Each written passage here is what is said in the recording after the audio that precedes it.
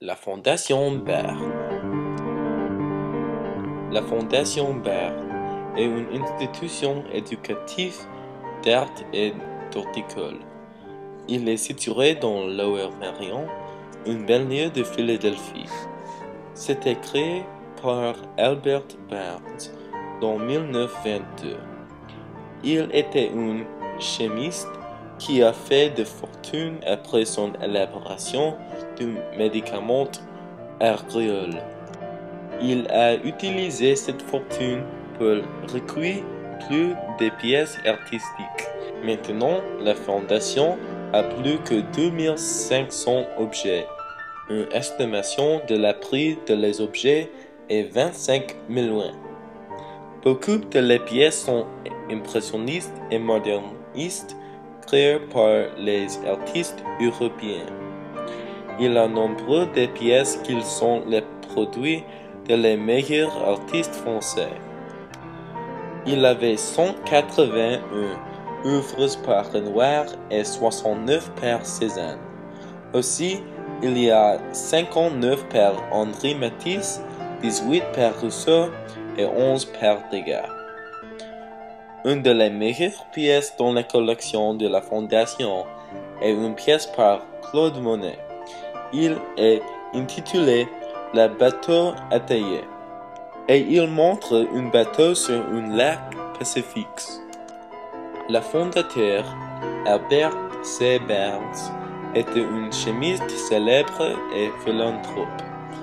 Il a dit qu'il était important de promouvoir l'éducation des défavorisés. Il était né dans Philadelphie dans une famille défavorisée lui-même. Pour se faire instruire, il a joué la boxe et le baseball pour payer pour son éducation. Il a assisté à l'université de Pennsylvanie avant il a devenir un médecin à l'âge de 20. Quand il était 28, il a commencé à collectionner l'art cher. Suivant, Barnes a voyagé à Paris pour chercher l'art. Dans 1912, en voyage dans France, il a rencontré Matisse et Picasso eux-mêmes. C'était le démarrage de son amour pour l'art. Il a utilisé la Grande Dépression pour son avantage. Il a acheté beaucoup de les œuvres par un peu d'argent. Le plus qu'il a payé pour une pièce était $100 000. Il a acquis des peintres pour seulement $1 plusieurs fois. Il a 69 Cézanne, qu'il est plus que tous les musées dans Paris. Mais il n'aimait pas le concept d'étudier l'histoire d'art. Il aimait les étudiants de l'art plus qu'il aimait les professeurs. Parmi ses intérêts était la Renaissance d'Harlem. Il avait un amour pour ce qu'il appelle l'art nègre. Il est mort dans l'année 1951 dans un accident de voiture. Après son mort, il y était 10 années avant la fondation était ouverte au public. En 1961, la fondation a ouvert 2 jours par semaine. Dans son testament, il a dit que son collection ne peut être relocalisée.